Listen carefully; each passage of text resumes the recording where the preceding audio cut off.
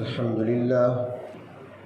لله الذي أنزل على عبده الكتاب ولم يجعل له عوجا وتبارك الذي جعل في السماء بروجا وجعل فيها سراجا وقمرا منيرا وأشهد أن لا إله إلا الله وحده لا شريك له وأشهد أن سيدنا ومولانا محمدا عبده ورسوله أما بعد فأعوذ بالله من الشيطان الرجيم بسم الله الرحمن الرحيم واتقوا النار التي أعدت للكافرين وأطيعوا الله والرسول لعلكم ترحمون وسارعوا إلى مغفرة من ربكم وجنة عرضها السماوات والأرض أعدت للمتقين صدق الله مولانا العظيم مولاي صل وسلم دائما أبدا على حبیبک خیر الخلق کلہم۔ قابل احترام بزرگوں اور عزیز دوستوں، رمضان المبارک کا پہلا عشرہ مکمل ہونے کو ہے اور دوسرے عشرے کا آج غروب آفتاب کے بعد آغاز ہوگا۔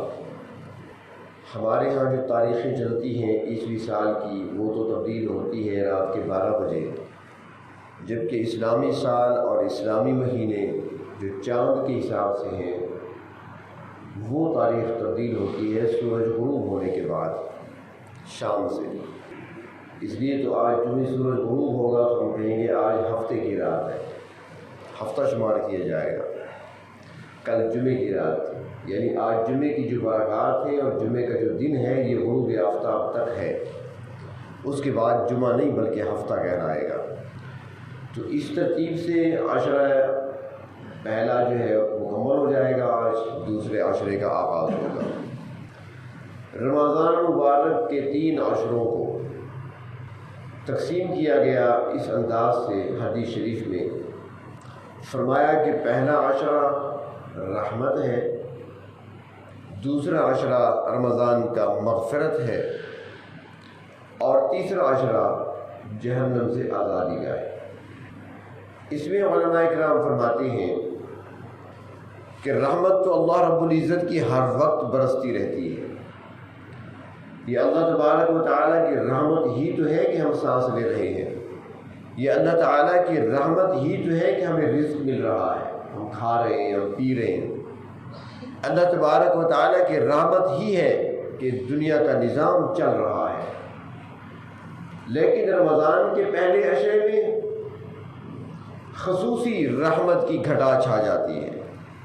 رحمت تو ہے، عام ہے، لیکن اس عشرے میں رمضان کے مہینے میں رحمت کی خصوصی بارش ہوتی ہے۔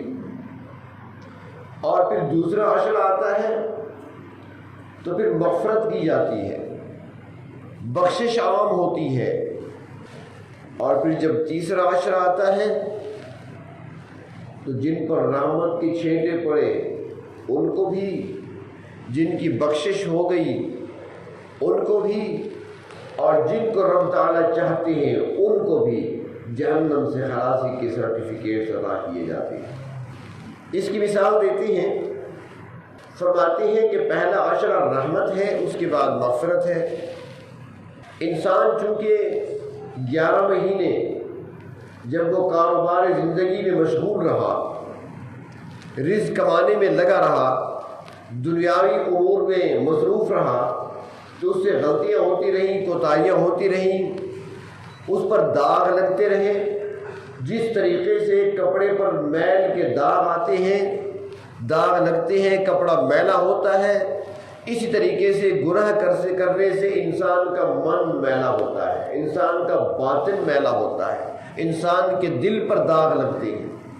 تو پھر وہ داغ جب کپڑوں پہ لگتے ہیں تو ہم دیکھتے ہیں کہ کچھ داغ تو ایسے ہوتے ہیں کپڑوں پر، کچھ میل تو ایسی ہوتی ہے کپڑوں پر کہ تھوڑا سا پانی میں اس کو ڈالا اور اس کے بعد اس کو نچوڑ لیا، پانی نکال لیا تو کپڑا صاف ہو گیا۔ بعض کپڑوں پر ایسا داغ لگتا ہے کہ اس کے لیے صابن کی ضرورت پیش آتی ہے، بغیر صابن کے وہ داغ دھلے نہیں جاتے، یعنی چکناہٹ ہوتی ہے اس کے اندر، تو اس کو دھونے کے لیے صابن چاہیے، صرف چاہیے۔ اور پھر کچھ کپڑے ایسے ہوتے ہیں کہ جن کو دھونے کے لیے کئی مرتبہ صابن سے نکالنا پڑتا ہے، صرف سے نکالنا پڑتا ہے، مشینوں میں اس کو گھمانا پڑتا ہے۔ کبھی کسی میکینک کے جا کر لباس کو دیکھ لیں، یہ گاڑیوں کے مستری ہوتے ہیں نا، گاڑیوں کے میکینک ہوتے ہیں، ان کے لباس والا دیکھ لیں، ان کو دھونے اور صاف کرنے کے لیے کئی صابن چاہیے، تو کچھ کپڑے ایسے میلے ہوتے ہیں۔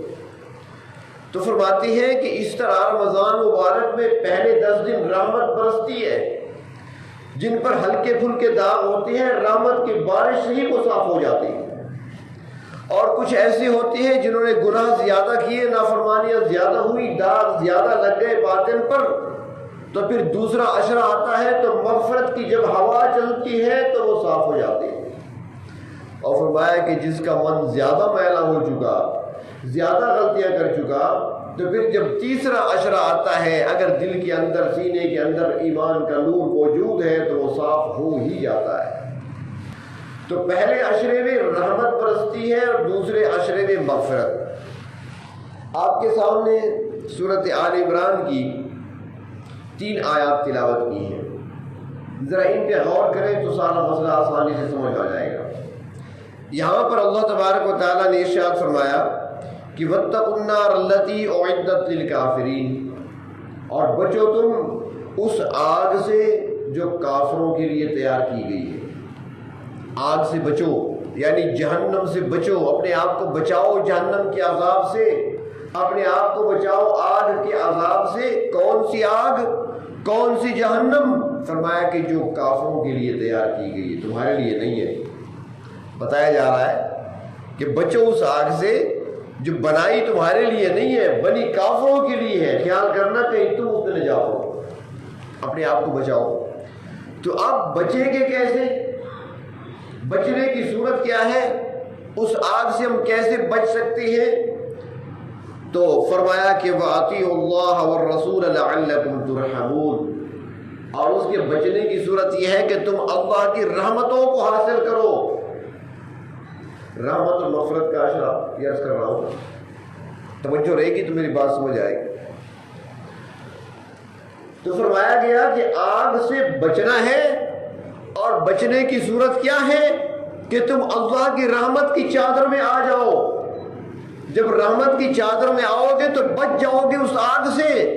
اللہ وہ رحمت کی چادر میں کیسے آئے؟ فرمایا اللہ کی اطاعت، اس کے محبوب کی اتباع کے ذریعے سے۔ بچنے کی صورت کیا ہے؟ رحمت حاصل کرو۔ رحمت حاصل کیسے ہوگی؟ اللہ کی اطاعت سے حاصل ہوگی، اور اللہ کے محبوب کی اتباع اور غلامی سے حاصل ہوگی۔ اطاعت بھی کامل اور اتباع بھی کامل۔ تو اب فرمایا کہ اس آگ سے بچو جو تیار کی گئی ہے کافروں کے لیے۔ اب بچنے کی صورت کیا ہوگی؟ فرمایا رحمت کی چادر کے نیچے آ جاؤ۔ اللہ رحمت کی چادر کے نیچے کیسے آئے؟ فرمایا اطیعوا اللہ والرسول، اللہ اور اس کے رسول کی اطاعت کرتے ہیں۔ جب اطاعت کرو گے، جہاں حکم آ گیا اللہ کا، بس بات ختم، کسی اور کی نہیں ماننی۔ لا طاعت لمخلوق فی معصیۃ الخالق، اللہ تعالیٰ کی نافرمانی کرتے ہوئے مخلوق کو خوش نہیں کرنا، کسی کی نہیں ماننا۔ اللہ کا حکم آ گیا بس سر جھک گیا، اسی کو کہتے ہیں مسلمان۔ نبی اکرم صلی اللہ علیہ وسلم کا فرمان آ گیا، سر جھک گیا، اب کسی کو نہیں ماننا، آپ کے حکم کی تابع داری کرنی ہے۔ یہ اطاعت رسول ہے، اطاعت اللہ کی ہے۔ تو اطاعت اللہ کی ہو، اتباع اللہ کے رسول کی ہو۔ جب یہ کریں گے تو پھر اللہ کی رحمت کی چادر کے نیچے آ گئے، اور جو اللہ کی رحمت کی چادر کے نیچے آیا تو پھر وہ آگ سے بچ گیا۔ آگے اللہ تعالیٰ نے فرمایا کہ وَسَارِعُوا إِلَىٰ مَغْفِرَةٍ مِّن رَبِّكُمْ، کہ دوڑو اپنے رب کی طرف سے، مغفرت کی طرف دوڑ لگاؤ، مغفرت طلب کرو۔ اب یہاں پہ بات سمجھیں کہ پہلی چیز کیا تھی؟ آگ سے بچنا، جہنم سے بچنا، اور بچنے کی صورت کیا بتائی؟ اللہ کی رحمت سے حصہ وصول کرو، اور رحمت کا حصہ کیسے ملے گا؟ اطاعت سے ملے گا، تابعداری سے ملے گا، رحمت سے حصہ ملے گا۔ اب ہمیں حصہ رحمت کا مل گیا، بچ گئے عذاب جہنم سے، اب آگے انعامات ہیں، آگے جنت ہے۔ جنت کی صورت میں اللہ انعام دیں گے اپنے بندوں کو۔ اللہ ہم اطاعت کی وجہ سے، تابعداری کی وجہ سے، حکم ماننے کی وجہ سے، سر جھکانے کی وجہ سے، اور حکم کے تحت عبادت کرنے کی وجہ سے کیا جنت کے مستحق بن گئے؟ ہم جنت جائیں گے اب؟ فرمایا نہیں، جنت ملے گی تو عمل پر نہیں بلکہ بخشش پہ ملے گی۔ جنت ملے گی تو مغفرت پہ ملے گی، بخشش پہ ملے گی۔ اس کے لیے بخشش کی طرف دوڑو، مغفرت کی طرف دوڑو۔ اپنے اعمال پر تکیہ لگا کر نہ بیٹھ جانا، اپنے اعمال پر بھروسہ کر کے نہ بیٹھ جانا، اللہ سے مانگتے رہنا۔ وہ ذات بڑی بے نیاز ہے، اس ذات کو تمہارے اعمال کی پرواہ نہیں ہے، بے نیاز ذات ہے، عمل کا بھروسہ نہیں، ہاں عمل سبب ہے۔ تو یہاں پر بتا دیا کہ جنت کو حاصل کرنے کے لیے اسباب کو اختیار کرو۔ اعمال کیا ہے؟ یہ اسباب ہے۔ جس طرح روزی کمانے کے لیے دکان سبب ہے، ذریعہ ہے، ملازمت سبب ہے، اسباب اختیار کرتی ہیں۔ تو جنت کے حصول کے لیے، اللہ کی نعمتوں کو حاصل کرنے کے لیے اسباب ہے اعمال۔ اسباب کو اختیار کرو، لیکن تکیہ اعمال پر نہیں، فخر اپنے عمل پر نہیں، اترانا اپنے عمل پر نہیں ہے، کیونکہ ملے گی جنت تو اللہ کے فضل اور رحمت سے ملے گی۔ ملے گی تو اس کو جس کی بخشش ہو جائے گی۔ تو فرمایا کہ بخشش کی طرف دوڑو، مغفرت کی طرف دوڑو، اللہ سے مغفرت طلب کرو۔ وہاں پر بہانے چلتے ہیں، بہانے، کوئی عمل اللہ کو پسند آ جائے گا۔ اور ہمارے لکھا ہے کہ ایک محدث تھے، حدیث شریف لکھنے والے، ان کا کام تھا کہ وہ احادیث مبارکہ کو نقل کیا کرتے تھے، لکھا کرتے تھے۔ اس زمانے میں چھاپا خانے ایجاد نہیں ہوئے تھے، پریس نہیں تھا، یہ پریس مشینیں نہیں تھی، تو ہاتھ سے لکھا جاتا تھا، اور قلم ہوتا تھا، سیاہی میں ڈبو کر لکھا کرتے تھے۔ آج کل وہ چیزیں ختم ہو گئی ہیں، پین آ گئے ہیں، تو سیاہی میں ڈبو کر لکھا جاتا تھا۔ تو اب وہ محدث ایک دن حدیث شریف لکھنے کے لیے بیٹھے، حدیث لکھ رہے ہیں۔ حدیث لکھتے ہوئے جب قلم کو ڈبویا نا سیاہی میں، اس کی سرے پہ سیاہی آ گئی، اب لکھنے کے لیے قلم کو لے کر آئے کاغذ کی طرف، تو ایک مکھی آ کر بیٹھ گئی۔ انہوں نے قلم کو روک لیا، پکڑ کے ایسے بیٹھ گئے۔ جب مکھی اڑ کر چلی گئی، انہوں نے پھر لکھنا شروع کر دیا۔ جب ان کی وفات ہوئی تو کسی اللہ کے نیک بندے نے خواب میں دیکھا، پھر ان سے پوچھا کہ حضرت کیا معاملہ پیش آیا، کیا بنا آگے؟ فرمانے لگے دین کی بڑی خدمت کی تھی، بڑی خدمت کی تھی، ہزاروں کی تعداد میں شاگرد چھوڑے تھے، ہزاروں کو میں نے قرآن کی تفسیر پڑھائی تھی، ہزاروں کو میں نے اللہ کے محبوب صلی اللہ علیہ وسلم کی حدیثیں لکھوائی تھی، یاد کرائی تھی، پڑھائی تھی، احادیث کی تشریحات لکھی تھی۔ میں نے ہزاروں حدیثوں کو اپنے ہاتھ سے لکھا تھا کاغذوں پر، قرآن کریم کا نسخہ میں نے اپنے ہاتھ سے لکھا تھا، احادیث میں ہاتھوں سے لکھا کرتا تھا۔ یہ میرا کام تھا، محنت تھی، لوگوں کو دعوت بھی دیا کرتا تھا، وعظ و نصیحت بھی کیا کرتا تھا، دین کی طرف راغب بھی کیا کرتا تھا، اعمال کی طرف ترغیب بھی دیا کرتا تھا، برائیوں سے لوگوں کو روکا بھی کرتا تھا، یہ دین کی نشر و اشاعت کا کام بھی کر رہا تھا، ساتھ اعمال بھی تھے۔ راتوں کو اٹھ کر جب لوگ سویا کرتے تھے میں مصلی پہ کھڑا ہوتا تھا، تہجد بھی پڑھتا تھا، اشراق کبھی قضا نہیں کی، چاشت باقاعدگی سے ادا کرتا رہا، تلاوت کلام پاک باقاعدگی سے کرتا رہا، تسبیحات بھی پڑھتا رہا، استغفار بھی کرتا رہا، درود شریف بھی پڑھتا رہا۔ میرے پاس بہت سا ذخیرہ تھا، بڑا خوش تھا کہ رب تعالیٰ کی بارگاہ میں حاضری ہوگی، اعمال پیش کیے جائیں گے، میرا عمل اتنا ہوگا، گناہ بہت کم ہوں گے، نیکیاں ہی نیکیاں ہوں گی۔ جب رب کی بارگاہ میں حاضر ہوا اور جب یہاں پر میرے اعمال نامے پہاڑوں جتنے وزنی تھے لائے گئے، میرے رب نے فرمایا میرے بندے آج ایک چھوٹے سے عمل کی برکت سے تیری ہم بخشش کرتے ہیں۔ نہ حدیثوں کا ذکر، نہ تفسیر کا ذکر، نہ پڑھانے کا ذکر، نہ تہجد کا ذکر، نہ اعمال کا ذکر، کسی بات کا بھی ذکر نہیں۔ چھوٹی سی بات، اللہ کو کون سی چھوٹی بات؟ فرمایا تمہیں شاید یاد بھی نہ ہو، ایک دن جب تو حدیث لکھنے بیٹھا تھا اور تو نے قلم کو ڈبویا تھا سیاہی میں لکھنے کے لیے، اس کے سرے پر سیاہی آئی، اب لکھنے کے لیے قلم کو کاغذ کی طرف تم لائے، ایک مکھی آ کر بیٹھ گئی سیاہی کو چوسنے کے لیے قلم پر، تم نے اپنے ہاتھ کو روک لیا تھا، قلم کو روک لیا تھا، اس لیے کیونکہ زبان سے تو نے کچھ نہیں کہا تھا نا، لیکن جو تیرے دل میں تھا میرے بندے میں تو وہ بھی جانتا ہوں، تو نے اس لیے روک لیا تھا قلم کو کہ یہ مکھی اللہ کی مخلوق ہے، پیاسی ہے، چلو اپنی پیاس بجھا لے، میں بعد میں نکلوں گا۔ تو نے میری پیاسی مخلوق کی پیاس بجھانے کے لیے چند سیکنڈ کے لیے اپنے ہاتھ کو روکا تھا، ہمیں یہ عمل پسند آیا، آج اس کی برکت سے ہم تیری بخشش کیے دیتے ہیں۔ باتیں چلتی ہیں وہاں پر، تو بہانا بنا جاتا۔ اللہ تعالیٰ بخشنا چاہتے ہیں، مغفرت کرنا چاہتے ہیں، کوئی آئے تو صحیح، بلاتے ہیں آؤ میرے پاس، راستہ میرا کھلا ہوا ہے۔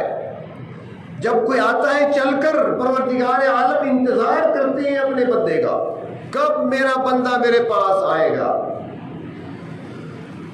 جیسے پہلے میں عرض کر چکا ہوں، اذا سالک عبادی، اس کے ذہن میں شاید گزشتہ یا اس سے پیوستہ رمضان میں انشاءاللہ زندگی رہی تو پھر عرض کروں گا کہ رب تعالیٰ کو بندے کا انتظار کیسے ہوتا ہے، بندوں سے کتنی محبت کرتی ہیں اللہ تبارک و تعالیٰ، انتظار بھی ہوتی ہے، اور جب کوئی چل پڑتا ہے تو رب تعالیٰ پھر کیسے نوازتے ہیں، بہانے ہوتے ہیں بخشش کے، کسی طریقے سے کسی ذریعے سے بخشش ہو جائے۔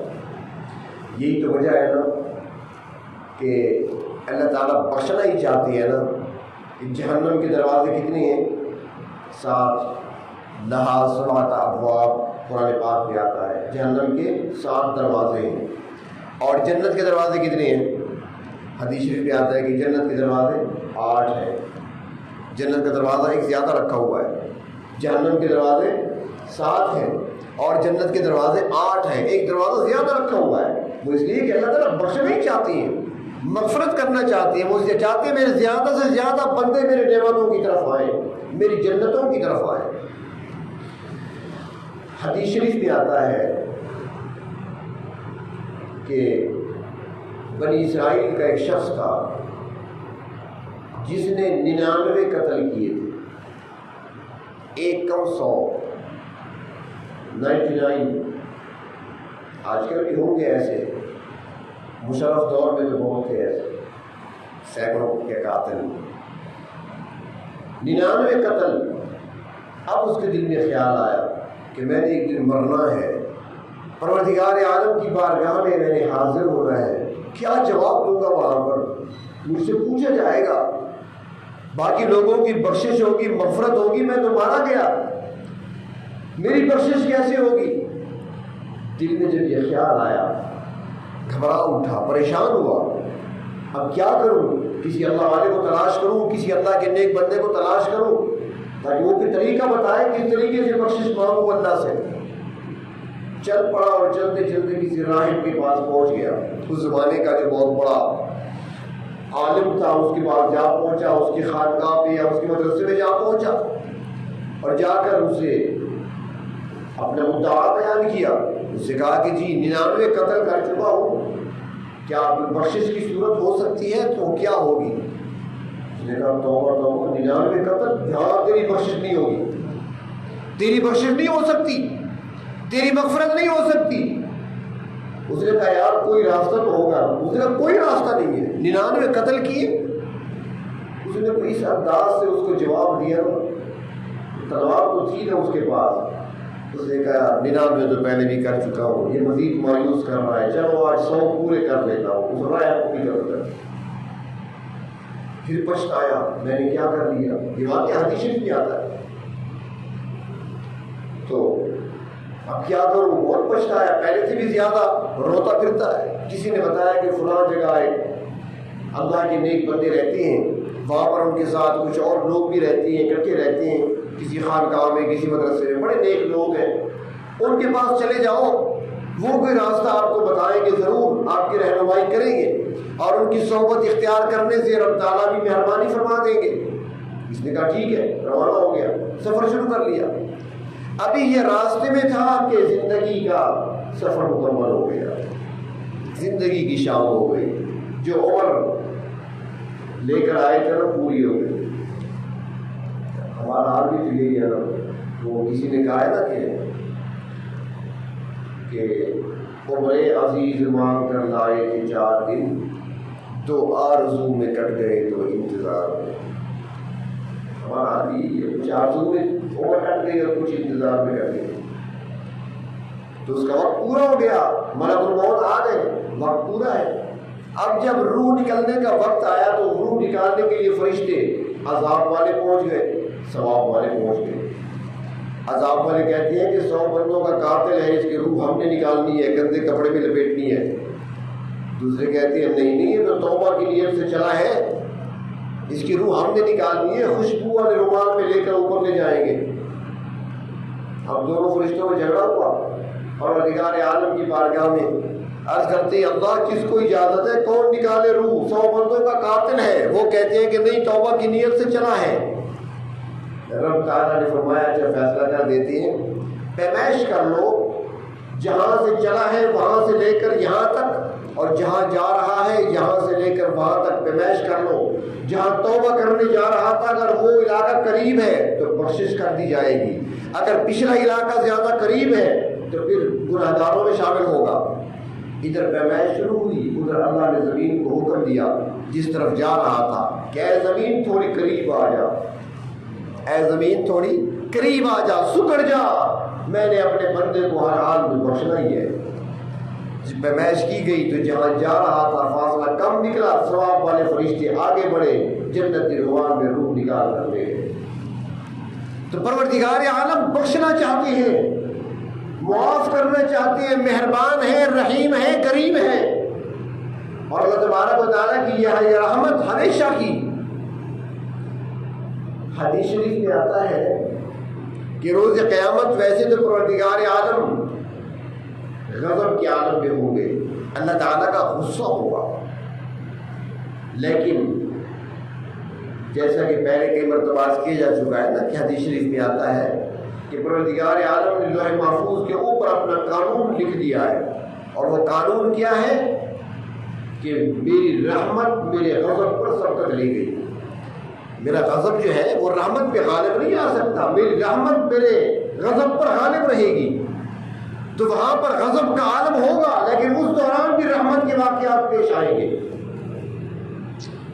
حدیث شریف میں آتا ہے کہ 2 بندے ہوں گے گناہ گار، ان کے بارے میں پروردگار عالم حکم دیں گے فرشتوں کو لے جاؤ، ان کو گھسیٹ کر جہنم میں ڈال دو۔ اب ایک کو فرشتے گھسیٹنے لگیں گے، لے جا رہے ہیں، بار بار مڑ مڑ کر پیچھے دیکھتا ہے، پھر مڑ کر پیچھے دیکھتا ہے، پھر مڑ کر پیچھے دیکھتا ہے، فرشتے لے جا رہے ہیں، بار بار پیچھے دیکھتا ہے۔ اور جو دوسرا تھا نا، فرشتے اس کو پکڑنے لگے، اس نے دوڑ لگا دی، جہنم کی طرف دوڑ لگا دی، تیزی سے دوڑا جا رہا ہے۔ اللہ تبارک و تعالیٰ فرمائے کہ دونوں کو لے آؤ میرے پاس، پکڑ کے لے آؤ یہاں۔ اس سے پوچھا جائے گا ہمیں بتاؤ کہ تم نے دوڑ کیوں لگائی، کیوں بھاگ رہے تھے، تم کہاں جا رہے تھے؟ فرمایا کہ وہ جواب دے گا میرے پروردگار، دنیا میں آپ نے زندگی دے کر مجھے بھیجا تھا، اپنے احکام آپ نے میری طرف بھیجے تھے، میں نے ہمیشہ آپ کے احکام کی خلاف ورزی کی تھی، دنیا میں کوئی آپ کا حکم میں نے نہیں مانا تھا، کوئی حکم اللہ میں نے آپ کا نہیں مانا تھا، اور آج جب آپ نے حکم دیا کہ جہنم کی طرف لے جاؤ تو میرے دل نے مجھے کہا کہ شاید یہ موقع پھر کبھی نہ ملے، آخری بار ملا ہے، لہذا کبھی اللہ کا حکم نہیں مانا تھا، آج تو مان لیتا ہوں، فرشتوں کے پکڑنے سے پہلے میں نے خود ہی جہنم کی طرف دوڑ لگا دی۔ اللہ تعالیٰ فرمائے گا بھائی تم کیا دیکھ رہے تھے مڑ مڑ کر پیچھے، کیا چیز پیچھے رہ گئی تمہاری؟ وہ جواب میں عرض کرے گا میرے پروردگار کچھ پیچھے نہیں تھا، میرے عمل نہیں تھا، کچھ بھی نہیں تھا، نیکیاں نہیں تھی، لیکن مڑ مڑ کر اس لیے دیکھ رہا تھا کہ میں نے سنا تھا کہ آپ کی رحمت آپ کے غضب پر حاوی ہے، آپ کی رحمت عام ہے۔ جب میں نے آپ کی رحمت کے بارے میں سنا تھا تو مجھے یقین تھا کہ آپ اتنے رحمتوں والے پروردگار مجھے کبھی عذاب نہیں دیں گے۔ اللہ تعالیٰ فرمائیں گے کہ تم نے میری رحمت کا پہ بھروسہ کیا تھا، اور دوسرے سے کہیں گے کہ آج میرا حکم مان رہے تھے جب ماننے کا دین ہی نہیں تھا، فرشتوں کو حکم دیں گے کہ دونوں کو جنت کی طرف لے جاؤ۔ تو رحمت کے نظارے وہاں بھی ہوں گے۔ اب وہاں پر جو ایک حکم ماننے کے لیے جہنم کی طرف دوڑ لگا رہا ہے اس کی تو بخشش وہاں پہ ہو گئی، جس نے دنیا میں اپنا سر اپنے رب کے آگے جھکا دیا، جس نے اپنی زندگی کو پروردگار کی اطاعت میں کھپا دیا، جس نے اپنے اعمال کو اپنے اللہ کی اطاعت میں رنگ لیا، تو کیا اس کی بخشش نہیں ہوگی؟ کیا اس کی مغفرت نہیں ہوگی؟ کیا اس کو پروردگار عالم نہیں نوازیں گے؟ اللہ تبارک و تعالیٰ ضرور نوازتے ہیں، اور اپنے بندوں کو نوازنے کے لیے ہی تو اللہ نے رمضان بھیجا ہے۔ یہ رحمتیں ہمارے لیے، یہ مغفرت کی کہانیاں ہمارے لیے، یہ سب کچھ ہمارے لیے بیان کیا جا رہا ہے، بشرطیہ کہ انسان تھوڑا سا اللہ کی طرف متوجہ ہو جائے۔ کچھ لمحات رمضان کے، کچھ گھڑیاں ضرور فارغ کر لیں اللہ تبارک و تعالیٰ سے بات کرنے کے لیے۔ تنہائی میں بیٹھ کر اپنے رب سے ہم کلام ہو جایا کریں، اکیلے بیٹھ کر اپنے رب کو سنوایا کریں، اپنا درد دل اللہ کو سنائیں، اپنے دل میں چھپی ہوئی باتیں اللہ کو سنائیں، اور پھر دیکھیے وہ رب تعالیٰ کیسے مہربان ہوتے ہیں، وہ رب تعالیٰ آپ کی باتوں کو کیسے سنتے ہیں۔ کبھی سنائے تو صحیح انہیں، وہ دلوں کی زبان کو جانتے ہیں، زبان سے لفظ نہ نکلے پر دل کی آواز کو بھی جانتے ہیں۔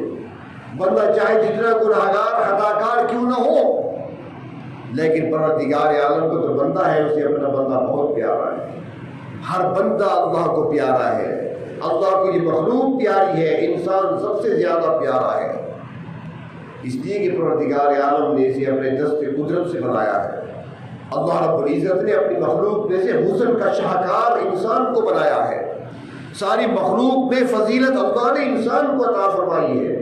مسجود الملائک اللہ نے انسان کو بنایا ہے، انسان اللہ کو پیارا ہے۔ علماء نے لکھا ہے کہ حضرت حسن بصری رحمۃ اللہ علیہ کے دور میں، حضرت حسن بصری رحمۃ اللہ علیہ تابعین کے دور میں، تابعی ہے خدری، ان کے دور میں ان کے پاس ایک خاتون آیا کرتی تھی مسائل پوچھنے کے لیے، یوں سمجھ لیں کہ حضرت کی وہ شاگردہ تھی۔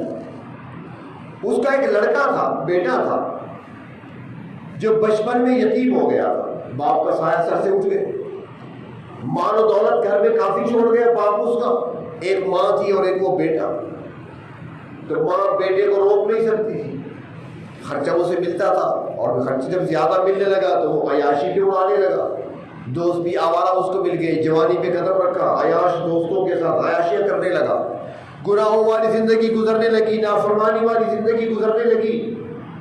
والدہ بڑی پریشان ہوتی، ایک ہی بیٹا ہے، کس راہ پہ چل پڑا ہے۔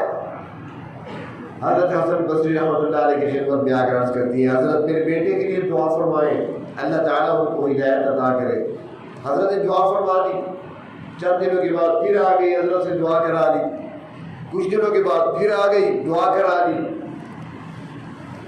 یہ کچھ ساتھی ہوتی ہے نا، یہ کہتے ہیں کہ بھی اولاد کے نافرمان ہے اور اس کے لیے وظیفہ پڑھ رہے ہیں، فائدہ نہیں ہو رہا۔ بھائی ایک طرف آپ پڑھ رہے ہیں، دوسری طرف شیطانی قوت اس کے ساتھ بھی تو کھڑی ہے نا، جو اس کو لے جا رہی ہے اس طرف، وہ مقابلہ ہے آپ کو، اس کے ساتھ مقابلہ کرنا پڑے گا۔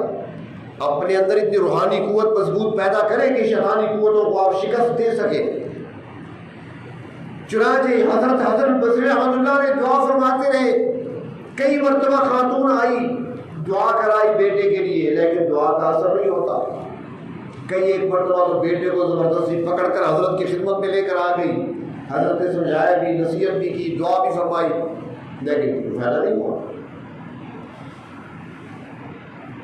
تو ایک مرتبہ وہ نوجوان بیمار ہو گیا اور اس کی بیماری بڑھتی گئی، مرض بڑھتا گیا، جو دوا کی مرض میں کمی نہیں آ رہی تھی، اضافہ ہو رہا تھا۔ کمزور ہوتا چلا گیا، کیونکہ وہ عیاشی کی زندگی گزار رہا تھا، دوستوں کے ساتھ نشے کا عادی ہو چکا تھا، ایسی چیزیں استعمال کرنی تھی کہ اکثریت جواب دی گئی، چارپائی پہ لگ گیا۔ والدہ آتی ہے، حضرت حسن بصری سے دعائیں کرا جاتی ہے، اثر نہیں ہو رہا۔ جب اس جوان نے دیکھا اب میرے بچنے کی کوئی امید باقی نہیں رہی، اب شاید کہ میں دن دو دن کا مہمان ہوں، سانسیں میری اکھڑنے لگی ہیں، بے ترتیب ہونے لگی ہیں، ہلنے جلنے سے قاصر ہو چکا ہوں، تو اس نوجوان نے اپنی والدہ کی خدمت میں عرض کیا، امی جان آپ ہمیشہ مجھے کہا کرتی تھی کہ نیکی کا راستہ اختیار کرو، گناہوں والی زندگی کو چھوڑو، میں نے آپ کی بات کو نہیں مانا۔ آپ کے شیخ حضرت حسن بصری رحمۃ اللہ علیہ جیسی شخصیت کئی مرتبہ مجھے سمجھا چکے، میں نے ان کی بات کو بھی نہیں مانا، ان کی بات کو بھی ٹھکرا دیا میں نے، وہ میرے لیے دعائیں کرتے رہے، لیکن میں اتنا گناہوں میں ڈوب چکا تھا کہ اس اللہ کے ولی کی دعائیں بھی مجھ پر اثر نہ کر سکی۔ امی جان اب میرا آخری وقت ہے، شاید میں زندہ نہ رہ سکوں، میں ہمیشہ کے لیے دنیا شاید چھوڑ جاؤں آج یا کل، میری اب ایک خواہش ہے، میری ایک تمنا ہے کہ آپ ایک مرتبہ میرے لیے حضرت حسن بصری کی خدمت میں چلی جائیں، پہلے کئی بار آپ جا چکی ہیں، ایک بار میری خاطر چلی جائیں اور جا کر میری ایک درخواست پیش کر دیں۔ درخواست کا پہلا حصہ یہ کہ ان کی خدمت میں عرض کریں کہ میں اب آنے کے قابل نہیں ہوں، والدہ میری بوڑھی ہے، وہ اکیلے مجھے اٹھا نہیں سکتی، گھر میں افراد ہیں نہیں جو مجھے میری چارپائی اٹھا کر آپ کے دروازے تک لے آئیں، میں خود اٹھ نہیں سکتا، چل نہیں سکتا، ہلنے جلنے سے قاصر ہوں، بستر پہ پڑا ہوں، لہذا امی جان حضرت سے یہ عرض کر دیں کہ میں آ تو نہیں سکتا، آپ کی مہربانی ہوگی اگر آپ ہمارے گھر تک تشریف لے آئیں تو میں ان کے ہاتھ پہ ہاتھ رکھ کر توبہ کرنا چاہتا ہوں، پہلی بات۔ اور میری درخواست کا دوسرا حصہ یہ کہ حضرت سے یہ بھی درخواست کر دیں کہ اگر حضرت میری موت واقع ہو جائے تو مہربانی فرما کر میری نماز جنازہ بھی پڑھانا اور میرے لیے مغفرت کی دعا بھی کرنا۔ والدہ خوش ہو گئی کہ اب تک میں ساری زندگی دعائیں کراتی رہی، ساری زندگی میں ان کے لیے پریشان رہی، اب راہ راست پہ آنا چاہتا ہے تو اب بھی ٹھیک ہے، دوڑی دوڑی جاتی ہیں، حضرت حسن بصری کی خدمت میں پہنچتی ہیں، جا کر اپنے بیٹے کا مدعا بیان کرتی ہیں، ان کی درخواست ان کی خدمت میں پیش کرتی ہیں۔ حضرت حسن بصری سالہ سال سے سنتے آ رہے تھے، سالہ سال سے دعائیں کر رہے تھے، سالہ سال سے سمجھاتے چلے آ رہے تھے، لیکن اس نوجوان پر کوئی اثر نہیں ہوا تھا۔ حسن بصری بھی اکتا چکے تھے، مایوس ہو چکے تھے، لیکن سمجھتے تھے کہ آنے والی ایک ماں ہے، ممتا کے جذبے کے تحت آتی ہے، ورنہ نوجوان راہ راست پہ آنے والا نہیں ہے۔ حضرت حسن بصری نے جواب دیا اس جوان کی والدہ کو کہ تمہارے بیٹے کو میں بہت سمجھا چکا، بڑی دعائیں کر چکا، توبہ کرنے کے لیے میرا آنا ضروری نہیں ہے، اگر توبہ کرنا چاہتا ہے تو خود ہی توبہ کر لے، اللہ سے معافی مانگ لے، میرے پاس ٹائم نہیں ہے، میں نہیں آ سکتا۔ اور دوسری بات یہ ہے کہ جنازے کے لیے کہا ہے تو شاید کہ میں جنازہ پڑھانے کے لیے بھی نہ آ سکوں، کیونکہ جنازے کے لیے بھی تو حکم یہی ہے نا کہ کسی شخص کو اگر آپ نے کبھی نماز پڑھتے دیکھا ہو، مسجد میں آتے جاتے دیکھا ہو تو اس کی نماز جنازہ پڑھاؤ، جب میں نے کبھی نماز پڑھتے دیکھا نہیں ہے تو میں اس کی نماز جنازہ کیسے پڑھاؤں؟ چنانچہ خاتون پریشان ہو کر آنسو بہاتی ہوئی واپس چلی گئی۔ نوجوان انتظار میں تھا میری امی آئے گی، خوشخبری لے کر آئے گی، حضرت تشریف لا رہے ہیں، یہ اطلاع مجھے ملے گی، لیکن گھر میں جب داخل ہوتے ہوئے اپنی والدہ کے چہرے کو دیکھا، بہتے ہوئے آنسوؤں کو دیکھا، اترے ہوئے چہرے کو دیکھا، زرد پڑتی رنگت کو دیکھا، سمجھ گئے کہ والدہ مایوس ہو کر آئی ہے۔ کہنے لگا جوان کہ ماں جی بتائیے کیا ہوا، حضرت نے کیا فرمایا؟ ماں کہنے لگی بیٹا تمہاری غلطیاں نافرمانیاں اتنی تھی کہ اللہ کا وہ نیک بندہ جو کبھی کسی کو انکار نہیں کرتے، آج انہوں نے مجھے انکار کر دیا، وہ یہاں آنے کے لیے بھی تیار نہیں ہے، تیری نماز جنازہ پڑھانے کے لیے بھی تیار نہیں ہے۔ نوجوان کی آنکھوں میں آنسو آ گئے، اپنی ماں سے کہتے ہیں ماں جی اب میری ایک درخواست آپ سے ہے، آپ میری درخواست کو سن لیں اور اس پر ضرور عمل کر لینا، شاید کہ میرے چند سانس باقی ہیں۔ ماں کہتی ہے بیٹا بتاؤ۔ بیٹا کہنے لگا ماں جی جب میرا دم نکل جائے، جب میری روح میرے جسم سے نکل جائے، مجھے نہلانے کی ضرورت نہیں ہے، لوگوں کو بلانے کی ضرورت نہیں ہے، جنازہ پڑھانے کی ضرورت نہیں ہے۔ میں ایک گناہگار تھا، نافرمان تھا، ساری زندگی میں نے اپنے رب کی نافرمانی کی ہے، ساری زندگی میں نے اپنے رب کے احکامات کو توڑا ہے، لہٰذا ماں جی آپ ایسے کرنا کہ میرے پاؤں میں رسی ڈال لینا، مجھے گھسیٹتے ہوئے جنگل میں جا کر پھینک دینا، وہاں کے درندے آ کر میرے جسم کا گوشت کھائیں گے، میں اس قابل ہوں کہ مجھے پھینک دیا جائے، میں اس قابل ہی نہیں ہوں کہ مجھے دفن کیا جائے۔ ندامت اور شرمندگی کے آنسو لیے ہوئے دل ہی دل میں رب کو پکارتے ہیں، میرے پروردگار میں اتنا گیا گزرا تھا، میں آپ کا اتنا نافرمان بندہ ہوں کہ آپ کے وہ نیک بندے حسن بصری آج مجھ تک آنے کے لیے تیار نہیں ہے، میری نماز جنازہ پڑھانے کے لیے تیار نہیں ہے۔ اے میرے پروردگار، میری والدہ میرے پاؤں میں رسی ڈال کر گھسیٹ کر جب لے جائے گی، میرے پروردگار مجھ پر رحم کر دینا، میری گھسٹتی ہوئی لاش پر رحم کر دینا، میرے جسم کے ٹکڑوں کو جب درندے کھائیں گے اے میرے رب مجھ پر رحم فرما دینا۔ دل ہی دل میں رحمت کا سوال کر ہوئے اس کی روح پرواز کر جاتی ہے۔ تھوڑی دیر گزری تھی، ماں بیٹھی تھی، آنسو بہا رہی تھی بیٹے کی لاش پر، کیا کیا جائے، کیا کروں، کس کو بلاؤں، کس سے کہوں، اب اسی پریشانی کے عالم میں تھی کہ دروازے پہ دستک ہوتی ہے۔ وہ خاتون پریشان ہو گئی کہ اس وقت دروازے پہ کون آ گیا، میرے غموں کو دگنا کرنے کے لیے کون آ گیا۔ دروازے پہ جاتی ہے، پوچھتی ہے کون ہے دروازے پر، جواب آتا ہے آپ کا شیخ ہوں، آپ کا استاد ہوں، حسن بصری دروازے پہ ہوں، دروازہ کھولیے۔ وہ ماں کہتی ہے آپ حضرت کیسے تشریف لائے، آپ نے تو انکار کر دیا تھا، اب آنے کا کیا فائدہ، میرا بیٹا تو توبہ کرنا چاہتا تھا، وہ تو فوت ہو چکا ہے۔ حسن بصری کی آنکھوں میں آنسو ہے، کہتے ہیں ماں جی آپ نے اپنے رب کی کرم نوازی کو نہیں دیکھا، آپ نے رب کی رحمتوں کو نہیں دیکھا، میں ابھی سو رہا تھا، میری آنکھ لگی ہوئی تھی، میں نے خواب دیکھا، رب کی طرف سے حکم آتا ہے اے حسن میرے ولی کی جان نکل رہی ہے، تو یہاں پر نیند کے مزے لے رہا ہے، جلدی سے جاؤ، جا کر اس کے غسل کا انتظام کرو، کفن کا انتظام کرو، نماز جنازہ اس کی پڑھاؤ۔ اے حسن تم کیا سمجھتے ہو وہ گناہگار تھا، نافرمان تھا، بخشش نہیں ہوگی، اس نے دل میں مجھے پکارا ہے، میں نے اپنی رحمتوں کو اس کی طرف بھیج دیا ہے، صرف اس کی بخشش کیا، جو اس کے جنازے میں آئیں گے میں ان کو بھی بخش دوں گا۔